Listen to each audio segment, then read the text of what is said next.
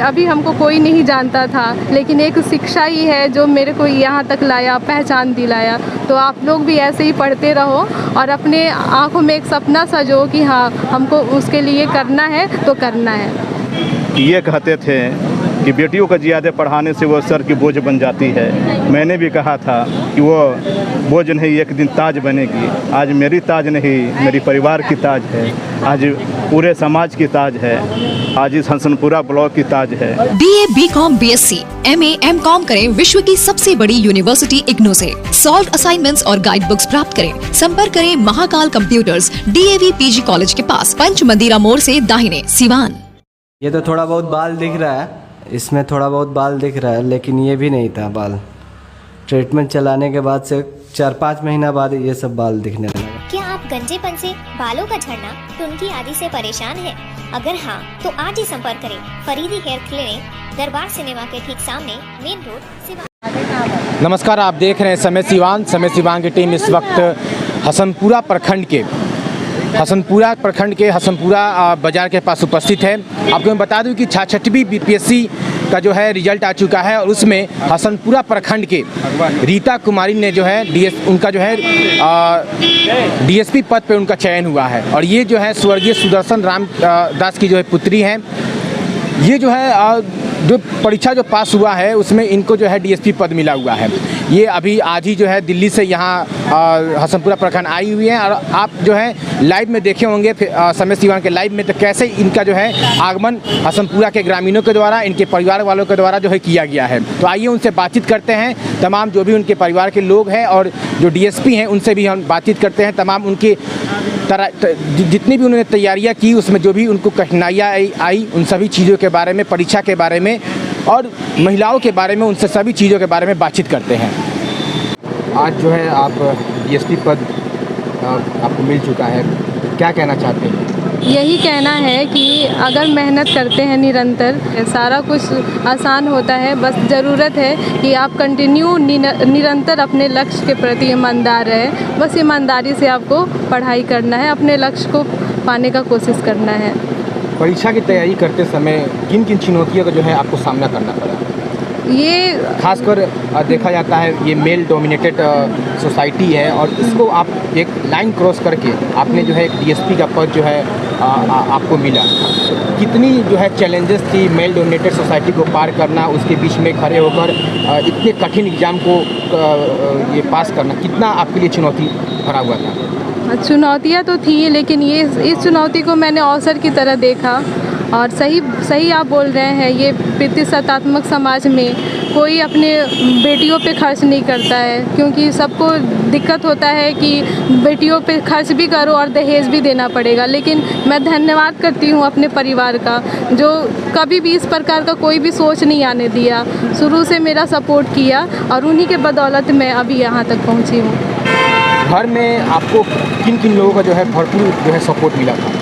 सबसे पहले तो मेरे पापा थे, उन्हीं के कारण मैं सिविल सर्विसेज के बारे में सोच पाई, नहीं तो मुझे नहीं पता था ये क्या होता है। उसके बाद से मेरे बड़े भैया हैं, मेरी मम्मी है, मेरे सारे फैमिली मेम्बर हैं, मेरी भाभी लोग हैं, सबका सहयोग रहा। इवन मेरे छोटे ये जो भतीजी है, इन सब का भी पूरा सहयोग रहा। आप DSP पद पे अब काम करेंगी। मैं आपसे ये जानना चाहूँगा कि जब आप तैयारी कर रही थी कितने देर स्टडी करती थी? आजकल के जो युवा हैं काफ़ी कम स्टडी करते हैं, और आपकी स्टडी क्या रूटीन रहती थी स्टडी की? हाँ, ये होता है, पूछा जाता है कि कितने घंटे पढ़ना है, लेकिन सही है, मैं भी करती थी 8 से 9 घंटा तो पढ़ाई ज़रूरी है। लेकिन आप ना घंटा काउंट करके नहीं देखो, आप उसको क्वालिटीपूर्ण बनाओ। यानी कि जो भी पढ़ो इफ़ेक्टिव तरीके से पढ़ो, और जो भी पढ़ो कंटिन्यू पढ़ो। उसमें आप ना कोई भी अगर कंडीशन आ रहा है तो आप उससे ये मत करो, हार मत मानो, आप निरंतर पढ़ो। बचपन से ये DSP बनने का शौक था, एम था, या फिर किसी से मोटिवेशन मिला और आपने DSP बनने का प्रण लिया? छोटी से, यानी छोटी थी तो लगता था कि और बच्चों से मुझे अलग करना है। कभी मैं मतलब आसपास के बच्चों के साथ उनके जैसा नहीं खेली। मुझे लगता था कि मुझे शुरू से ही कि मुझे अलग करना है। और जब मैं बड़ी हुई तो मेरे पापा के थ्रू पता चला कि हाँ DM होता है, और एसपी होता है, तो फिर मेरे को इससे प्रेरणा मिली और मैंने भी ठाना कि मैं भी इस फील्ड में जाऊंगी। जब आपको डीएसपी का जब आपको वर्दी मिल जाएगा, समाज के लिए क्या क्या आपके पास प्लान है?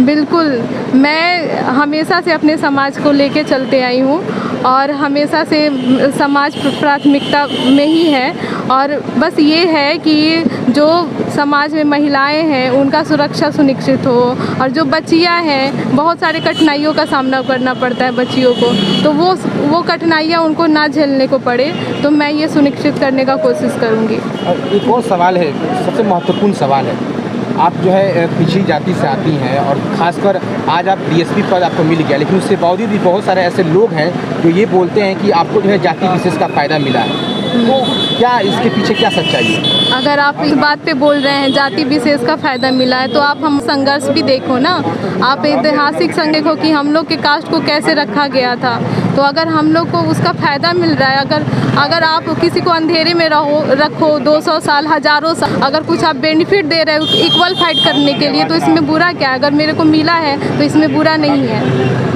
जो युवा हैं जो डीएसपी पद के लिए तैयारी कर रहे हैं, नवयुवक हैं, लड़कियां हैं, उनके लिए क्या आज मैसेज रहेगा? और खासकर उन सारी बेटियों के लिए जो जिनको घर से बाहर नहीं जाने दिया जाता है, वो घर में ही तैयारी करती है। बस बेटियों को ये संदेश है कि वो अपने आँखों में एक सपना लेकर चले और उनका सबसे ज़रूरी बात है कि सपना होना, अगर सपना रहेगा तभी वो अपने परिवार से भी जिद कर पाएंगी और परिवार से ये निवेदन है कि अपने बच्चियों को सुने और उनको प्रमोट करें, क्योंकि आज के समय में आप ऐसे भेदभाव करोगे ये सही नहीं है, क्योंकि हम लोग भी उतने ही काबिल है जितने बॉयज़ काबिल है, तो आप भरोसा करो, उनको प्रमोट करो। रैंक कितना था और ये कौन सा प्रयास था आपका? ये मेरा प्रयास था सेकंड, इससे पहले मैं इंटरव्यू तक पहुंच चुकी हूं और मेरा इसमें रैंक 692 आया है। ये आपका द्वितीय प्रयास था? यस। डीएसपी पद पर नियुक्त होने के बाद आपके कार्य में पहली प्राथमिकता क्या होगी और ऐसा जो है पद पे जाने के बाद जो आप सोच रखी है पहला है? तो सबसे पहले तो मैं डीएसपी ज्वाइन करके पहले समझूंगी, सिचुएशन समझूंगी वहाँ का कि क्या सिचुएशन है, वहाँ पे किस चीज़ का कमी है, अभाव है, क्या चैलेंजेज है, पहले उस क्षेत्र को समझूंगी। और मेरा प्राथमिकता होगा पहला कि वहाँ पे महिलाओं का सुरक्षा, बच्चियों का सुरक्षा सुनिश्चित करना। क्या मैसेज रहेगा आज का? बस यही है कि अभी हमको कोई नहीं जानता था, लेकिन एक शिक्षा ही है जो मेरे को यहाँ तक लाया, पहचान दिलाया। तो आप लोग भी ऐसे ही पढ़ते रहो और अपने आँखों में एक सपना सजो कि हाँ हमको उसके लिए करना है तो करना है। हसनपुरा के जिन निवासियों का मैं हार्दिक अभिनंदन करता हूँ कि वो हमेशा मुझे मोटिवेट देते रहें कि आप अपनी सिस्टर को पढ़ा रहे हैं, बहुत अच्छा कर रहे हैं, एक दिन जो है वह नाम रोशन करें। लोग तो ऐसे हैं समय ये कहते थे कि बेटियों को ज़्यादा पढ़ाने से वो सर की बोझ बन जाती है। मैंने भी कहा था कि वो बोझ नहीं, एक दिन ताज बनेगी। आज मेरी ताज नहीं, मेरी परिवार की ताज है, आज पूरे समाज की ताज है, आज इस हसनपुरा ब्लॉक की ताज है। तो मैं ये कहना चाहूँगा कि जो भी नेगेटिव जो सोचते हैं उनको ये नहीं सोचना चाहिए